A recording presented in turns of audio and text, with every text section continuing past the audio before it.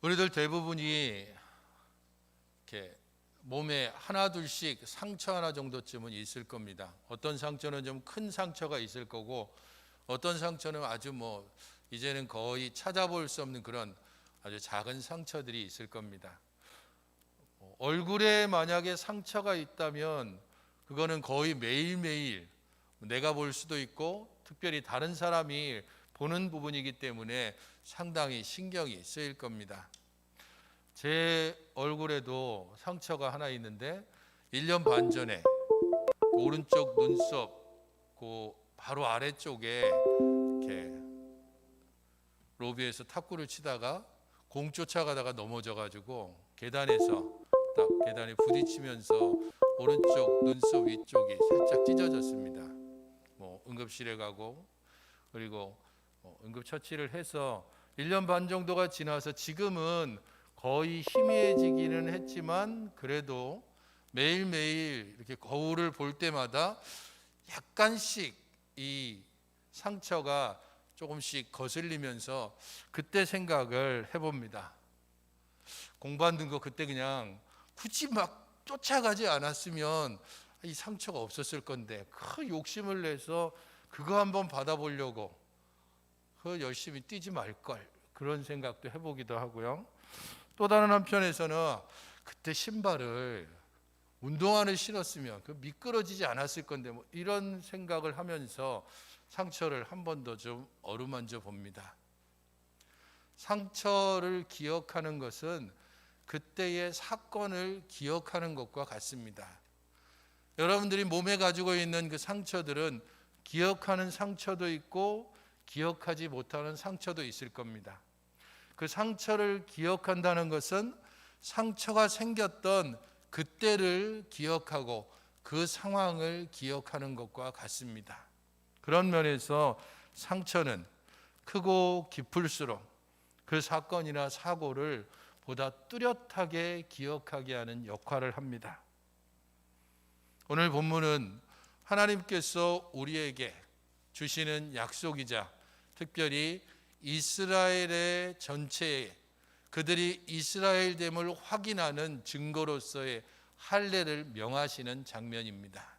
이스라엘의 몸에 하나님의 약속을 새겨주심으로써 이스라엘로 하여금 너희들은 내가 택한 백성이다라고 하는 것을 항상 기억하게 하는 그런 할례의 명령이 주어지는 내용입니다. 이때는 하갈과 사레의 분쟁이 일어난 때로부터 14년 정도가 지난 때입니다. 지난주 우리의 말씀을 좀 생각해 보면 알겠지만 하갈의 임신, 그로 인해서 사레와의 분쟁, 하갈의 도망, 하나님의 개입, 다시 하갈이 아브라함의 집에 돌아오고 그리고 하갈이 이스마엘을 낳은 때로부터는 13년이 흘렀습니다. 이 13년의 기간, 그 기간 동안에 아브라함의 집은 평온하고 사레와 아브라함은 하나님을 정말 더 깊이 믿고 이스마엘은 건강하게 무럭무럭 자라나고 아브라함의 집은 아무런 문제나 걱정이 없이 평온하여 든든해져 가지 않았습니다. 오히려 이 기간은 점점 더 어두움이 아브라함을 그리고 그의 가정을 차츰차츰 지배해가는 그러한 시간이기도 했습니다. 이 13년의 기간을 한마디로 정의한다면 이런 것일 겁니다. 소망에서 절망으로 바뀌는 시간이 이 13년 혹은 14년의 기간입니다. 믿음에서 의심으로 차츰차츰 나아가는 기간이 바로 아브라함이 99세가 되기까지 아브라함 집안을 차츰차츰 덮어왔던 시간이기도 합니다. 이스마엘의 키가 태어나서 차츰차츰 자라난 오늘 본문의 13살입니다. 13살이 되기까지 이스마엘의 키가 차츰차츰 자라는 기간 동안 아브라함과 사레의 하나님께 대한 믿음과 소망은 점점 줄어들고 작아지는 기간이 바로 이 13년 혹은 14년의 기간입니다. 하나님의 약속을 받았고 하나님의 부르심을 입었고, 그렇지만 이 부르심과 약속에 대해서 어떠한 기대나 소망이 확실하게 보여지지 않는 기간, 그러다가 어느 날 문득 보니 아브라함 나이 99살이 됐습니다. 이제 1년이 더 지나면 무려 100살의 나이가 되는 때, 바로 그때에 하나님께서 아브라함에게 나타나셔 말씀하시고 할례의 명령을 내려주셨습니다. 오늘 본문 긴 본문이긴 하지만 전체적으로 오늘 본문의 구조를 보면 이렇게 나눌 수 있습니다. 1절부터 4절이 하나님의 약속과 명령을 이야기하고 있다면 23절부터 27절은 그 하나님의 약속과 명령에 순종하는 아브라함, 명령하시고 순종하시는 것이 가장 끝부분에 위치하고, 그리고 하나님의 약속 성취의 증거로서 아브라함의 이름을 바꾸시는 것이 5절부터 8절에 나옵니다. 또한 약속 성취의 증거로서 사레의 이름을 바꾸는 것이 15절부터 22절에 나옵니다. 하나님께서 점점 소망에서 절망으로 옮겨가는 아브라함과 사라에게 내가 너에게 약속한 것을 분명히 이룰 것이다라고 하는 첫 번째 증거로서 그들의 이름을 바꿔주는 것이 중간에 위치하는 겁니다. 그리고 가장 중간 핵심에는 약속의 확증으로서 할례를 명하시고 있습니다. 9절부터 14절이 바로 이 중심에 위치해 있습니다. 그냥 약속하는 것만으로는 믿지 못하는 그런 연약한 아브라함과 사레의 모습을 너무 잘 알기 때문에 아예 그 몸에 하나님의 약속을 새기도록 하나님께서 명령을 해주시는 것입니다. 오늘 본문 1절은 이렇게 시작합니다. 같이 한번 읽어보시겠습니까? 1절입니다. 시작. 아브라함이 99세 때에 여호와께서 아브라함에게 나타나서 그에게 이르시되 나는 전능한 하나님이라 너는 내 앞에서 행하여 완전하라. 99세 때에 여호와께서 나타나셨습니다. 그리고 명령과 약속을 하고 있습니다. 하나님의 명령은 너는 내 앞에서 행하여 완전하라라는 것으로 드러나고 있습니다. 내 앞에서 행해서 완전하라. 이 완전하다라고 하는 단어가 누구에게 앞서서 쓰였냐 하면 노아에게 쓰여졌습니다. 창세기 6장 9절에 보면 노아는 의인이고 당대의 완전한 자고 하나님과 동행했다라고 기록하고 있습니다. 온 세상을 완전히 다 멸하시는 그때에 유일하게 살아남았던 그 중심에 있는 사람 노아, 그에 대해서 묘사할 때에 의인이고 완전한 자고 하나님과 동행했다라고 말씀하는 겁니다. 이 완전하다라고 하는 단어는 주로 사람에게 쓰이기보다는 짐승에게 쓰이는 단어입니다. 이스라엘이 하나님께 제물을 바칠 때에 어떤 제물을 바치죠? 흠없는 제물. 그 흠없는이라고 하는 단어가 완전한이라는 뜻을 가지고 있습니다. 그래서 이 흠없는 제물, 곧 완전함이라고 하는 것은 하나님과 교제를 하기 위해서 가장 중요한 조건이 됩니다. 흠이 있는 제물은 하나님께서 받지 않으시고 드려서도 사실은 안 됩니다. 그럼에도 불구하고 이스라엘 역사를 보면 어떻습니까? 이스라엘은 흠없는 제물을 하나님께 드려야 한다는 것을 알면서도 어떻게 했죠? 흠이 있는 것, 그냥 대충 고른 것, 좋은 것은 자기가 취하고 하나님께 별로 좋지 않은 것들을 드렸던 그것을 선지자가 계속해서 비판하고 있습니다. 이사야 선지자는 이 부분에 대하여서 너희들이 내게 가지고 오는 것을 잘 봐라. 너희들이 내게 가져오는 그 흠이 있는 것들, 때로는 눈먼 것, 때로는 절뚝거리는 것, 그것들을 가지고 와서 내게 오는 것, 그 모든 것들은 나를 귀찮게도 하고 너희들의 그 모든 것을 내가 더 이상 받기를 싫어한다라고 말씀합니다. 아모스 선지자도 그렇고 말라기에서도 그것을 계속해서 지적하고 있습니다. 이스라엘은 완전함을 요구받았습니다. 그게 바로 하나님과 교제할 수 있는 조건이 되기 때문입니다. 그 시작을 하나님께서 누구에게 명하시는가 하면 아브라함에게 말씀합니다. 너는 내 앞에서 행해서 완전하라. 나와 교제하기를 원하고 나와 동행하기를 원하느냐? 그렇다면 너는 흠없는 자, 곧 완전한 자가 되어야 한다는 겁니다. 이 흠없고 완전한 자가 된다는 게 그러면 어떤 의미일까요? 야고보서를 보면 이 부분에 대해서 이야기해 주는데 그것은 두 마음을 품지 않는 겁니다. 하나님께 대해서 참된 믿음을 가지고 그렇게 고백하면서 다른 마음을 품지 않는 것, 그게 바로 흠없고 완전한 자의 조건입니다. 조금 전에 말씀드렸던 것처럼 아브라함과 사라가 하나님의 약속을 기다리는 이 13년, 14년의 기간을 생각해 보십시오. 처음에는 기대를 가졌습니다. 하갈이 다시 돌아오고 그 집안에 이스마엘이 태어나고, 그래 하나님께서 이렇게 이스마엘도 태어나게 하셨으니까 이제 약속한 것을 이루시겠지.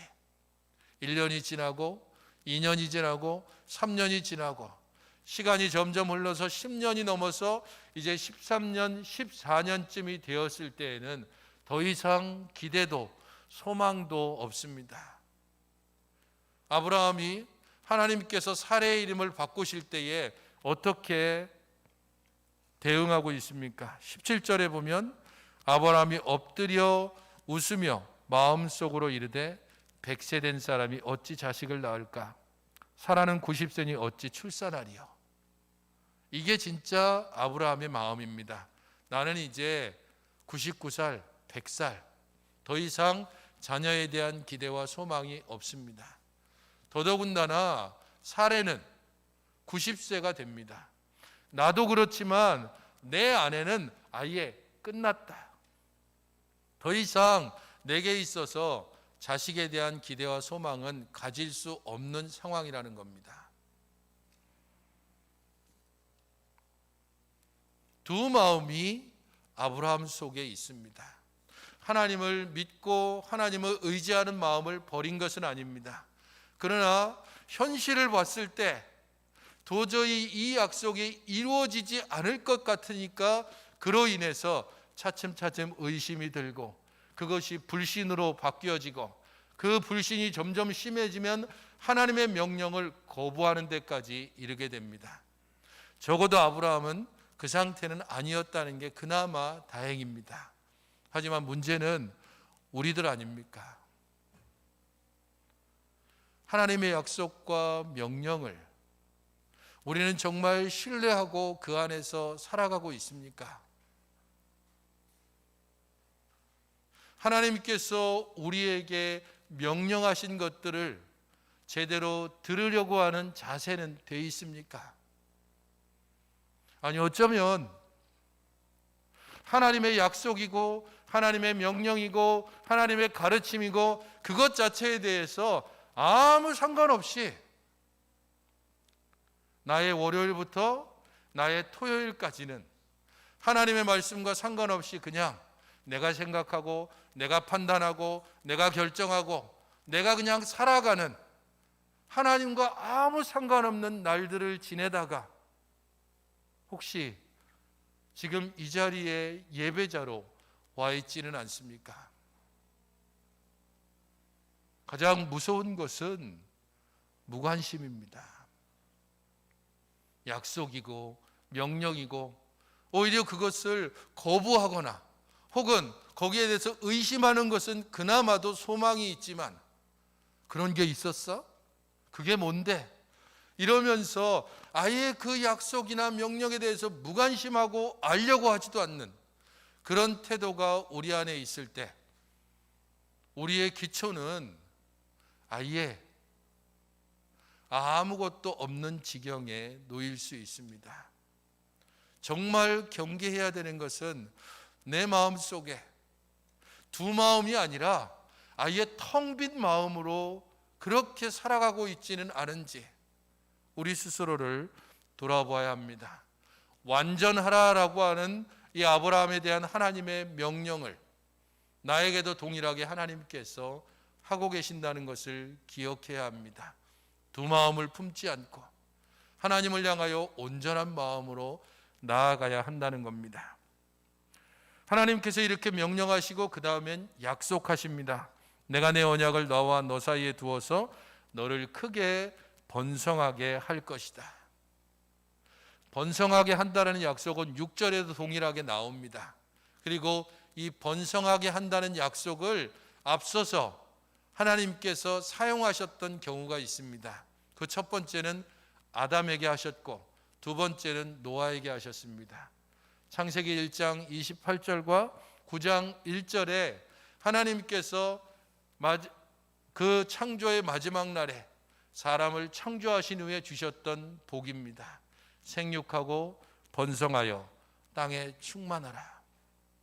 하나님께서 세상 모든 인류가 패역하고 죄를 지었으므로 그들 모두를 홍수로 다 멸하시고 노아의 8 식구만을 살려주신 후에 홍수가 그친 후 그들에게 하셨던 첫 번째 명령이 이것입니다.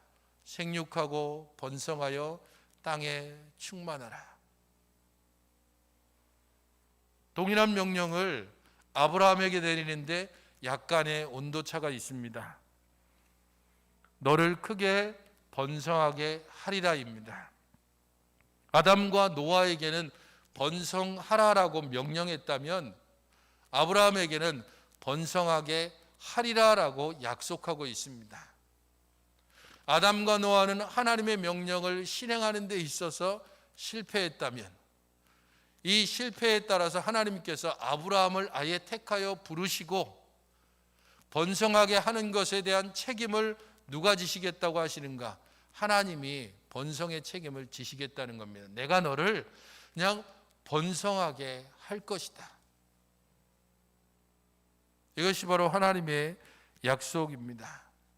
그리고 이 약속에 따라서 하나님께서 할례의 명령을 내리시고 아브라함이 그 할례의 명령을 그대로 순종하는 내용이 27절부터 나옵니다.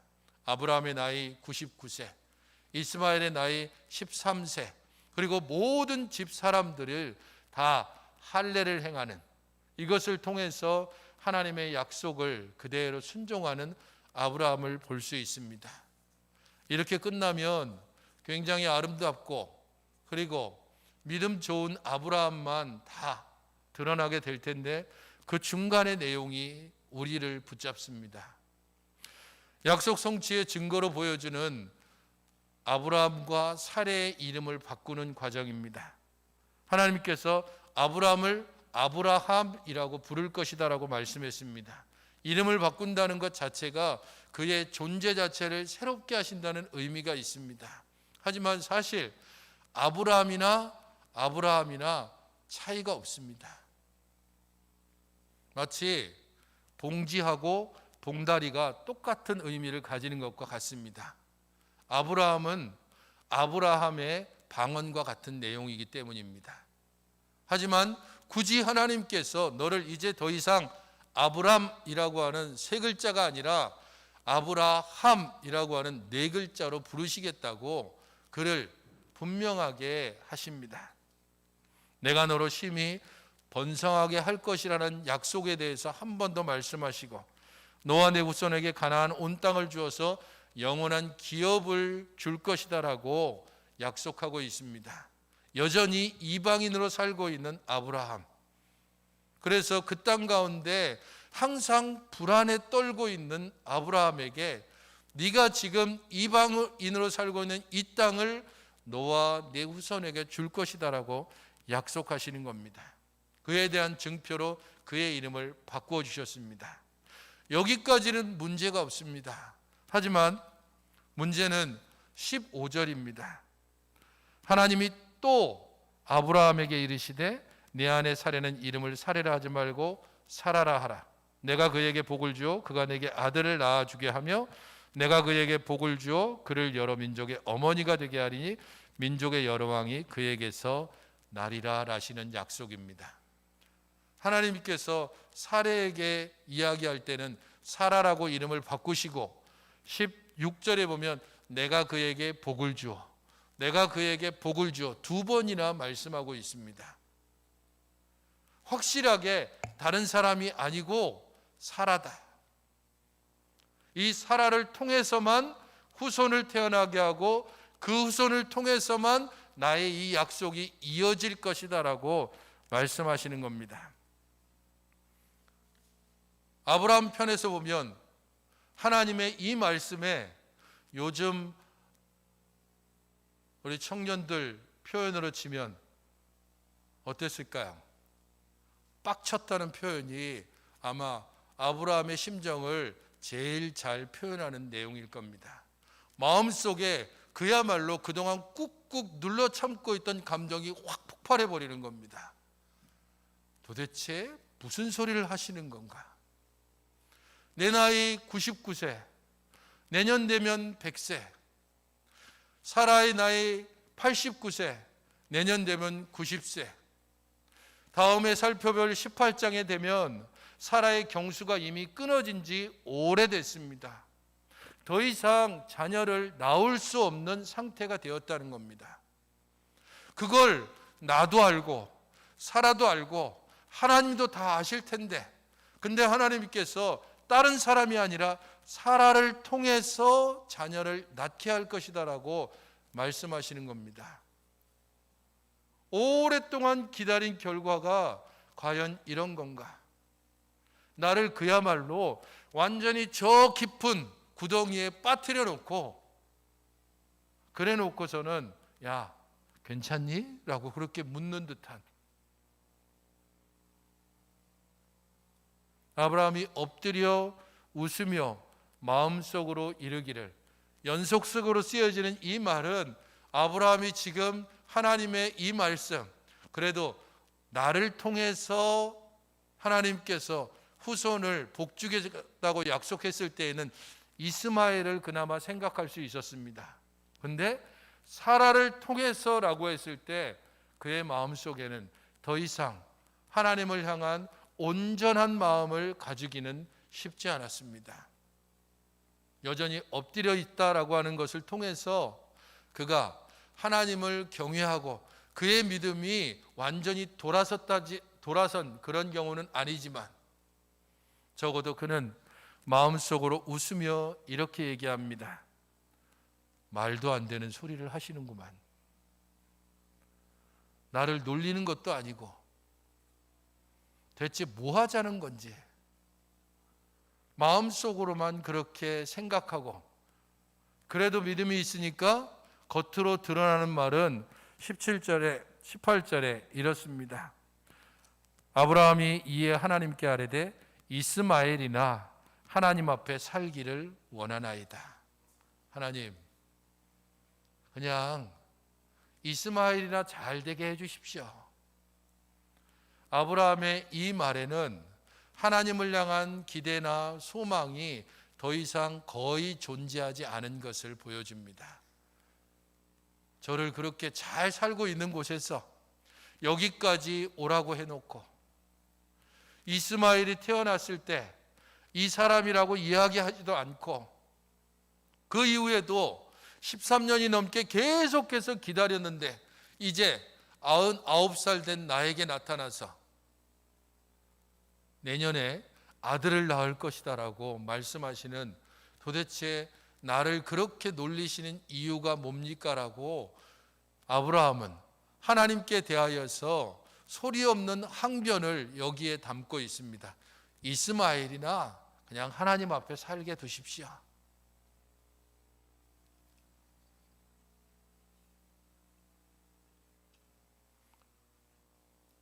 1절의 말씀으로 다시 돌아갈 필요가 있습니다. 하나님께서 99세가 된 아브라함에게 나타나셨을 때에 첫 번째 하셨던 말씀이 뭡니까? 아브라함에게 나타나서 그에게 이르시되, 뭐라고 자신을 소개하시죠? 나는 전능한 하나님이라. 하나님께서 아브라함에게 자신을 소개하실 때 이 말씀을 먼저 하신 이유가 있습니다. 아브라함 편에서 봤을 때 더 이상 소망이 없습니다. 아브라함 편에서 더 이상 기대도 없습니다. 전능하신 하나님이 아니고서는 아브라함의 이 상황을 뒤집을 만한 그 어떤 카드도 없다는 말입니다. 그렇게 하나님께서 나는 전능한 하나님이라고 말씀했습니다. 하지만 아브라함은 전능하신 하나님을 보지 못합니다. 99세가 된 자신의 육신, 89세가 된 사라의 모습만을 보게 됩니다. 우리 자신을 뛰어넘지 않고서는 우리들의 믿음은 결코 완전해질 수 없습니다. 하나님께서 내 앞에 행해서 완전하라라고 하셨던 이 말씀의 이유는 너로부터가 아니라 나로부터 믿음이 시작된다는 것을 알아야 한다는 겁니다. 너의 상황 때문에 나를 바라보고 의심하고 두 마음을 품고 흔들리는 것이 아니라 결코 변하지 않는 전능하신 하나님, 그 하나님을 바라봄으로 너의 상황과 형편을 뛰어넘는 믿음을 가지라라고 요구하시는 것입니다.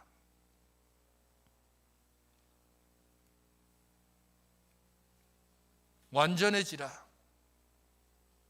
그것은 우리 편에서 할 수 있는 것이 아니라 하나님 편에서 하시는 일입니다. 하나님께서 우리로 하여금 의심되고 불안하고 여러 가지로 계산이 되지 않는 그런 상황 가운데서도 하늘을 향한 소망의 문을 열어놓고 우리 하나님께 나아갈 수 있는 믿음을 가지도록 나는 전능한 하나님이라. 내 앞에 행하여 완전하라. 두 마음을 품지 말고 동일한 마음으로 나를 바라보며 내게 기도하며 내게 나아오라라고 요청하고 명령하고 계시는 것입니다. 내 안에 사례가 내게 아들을 낳을 것이다라고 하나님께서 다시 한번 힘주어 이렇게 의심하며 불평하는 아브라함에게 말씀합니다. 내 언약은 내년 이 시기에 내게 낳을 이삭과 세울 것이다라고 21절에 말씀하심으로써 이삭의 태어나는 사실을 보다 분명하고 확실하게 아브라함에게 한 번 더 기억하게 하십니다. 그리고 이 기억과 약속의 분명한 증거로 9절부터 14절에 할례의 명령을 내리시는 겁니다. 이름을 바꾸고 그 이름을 바꾼 것을 통해서 하나님의 약속을 1차적으로 확인할 수 있습니다. 하지만 그것만으로 충분하지 않을 정도로 아브라함과 그리고 그 이후에 이어질 그의 후손들의 하나님을 향한 믿음을 하나님께서 아시기에 그의 몸에 직접 하나님의 약속을 새기도록 명령하십니다.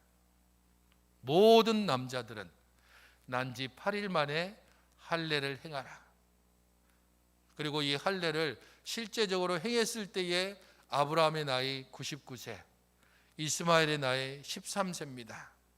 하나님께서 할례를 행하되 8일 만에 행하라라고 말씀하신 이 약속을 가장 먼저 받은 사람이 누굴까요? 이삭입니다. 그래서 이삭이 약속의 자녀로서 그 뒤를 이어서 계속해서 태어나는 모든 자녀들이 난지 8일 만에 할례를 행함으로 하나님의 약속을 그들의 평생토록 기억하게 하시는 것입니다. 할례가 이스라엘만 가지고 있는 아주 독특한 풍습은 아닙니다. 그 당시 가나안 사람들 대부분이 할례를 행했습니다. 하지만 아브라함은 그가 이주해 왔던 메소포타미아 지역, 그 지역은 할례 풍습이 없었기 때문에 99세 때까지 할례가 없었습니다. 그 당시 가나안 사람들이 일반적으로 행하고 있던 할례라는 의식, 그 의식을 하나님께서 이스라엘에게 행하게 하심으로써 그들로 하여금 하나님의 약속의 자녀라는 사실을 날마다 몸에 새기게 하시는 겁니다. 제 오른쪽 눈썹의 이 상처는 저로 하여금 운동할 때는 복장을 제대로 갖추고 특별히 신발을 제대로 신어야 되겠다. 슬리퍼 신고 운동하다가는 눈썹 찢어지고 잘못하면 더 크게 다칠 수 있다 라고 하는 교훈을 주는 흔적이기도 합니다. 너무 욕심내지 마라. 우리 권사님들하고 많이 이야기할 때에 좋아하시는 얘기들 이전에 나이가 들면 그때는 마음을 따라서 행하면 틀림없이 문제가 생긴다. 마음이 아니라 몸을 생각해서 몸이 따라주는 만큼만 그렇게 운동도 하고 혹은 몸이 따라주는 만큼 반응해야 된다는 겁니다. 우리 자신들 하나님께서 신약시대에 몸에 새긴 할례와 같은 약속의 흔적은 없습니다.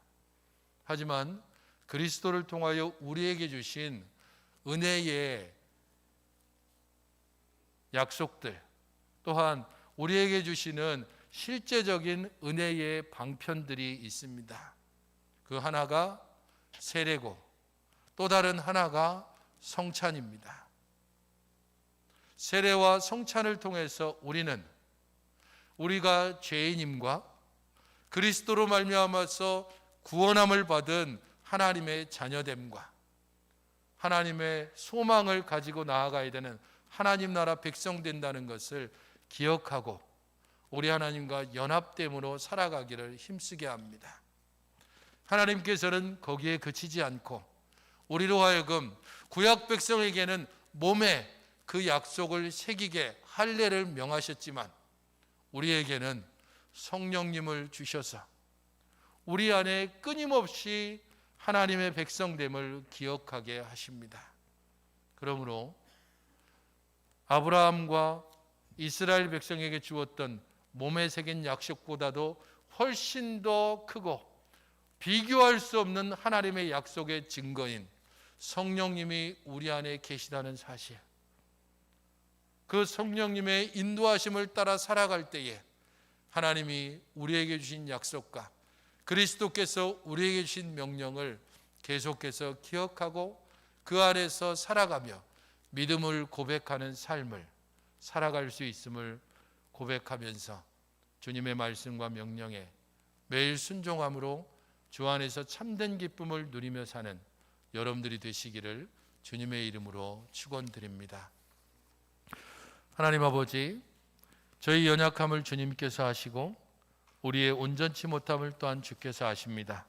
그럼에도 불구하고 우리를 택하시며 우리에게 한없는 은혜를 베푸셨으니 또한 감사를 드립니다. 주의 말씀과 명령을 따라 살아가도록 날마다 성령님께서 저희들을 가르쳐 주셔서 이스라엘이 할례를 행함으로 그들의 몸에 하나님의 약속을 새긴 것처럼 주께서 성령을 주심으로 우리 안에 영원한 하나님의 언약을 기억하게 하시는 것을 기억하여 말씀을 온전히 따르며 성령님의 가르침에 순종하며 나아가는 저희들 되게 하여 주시옵소서. 예수님의 이름으로 기도하옵나이다. 아멘.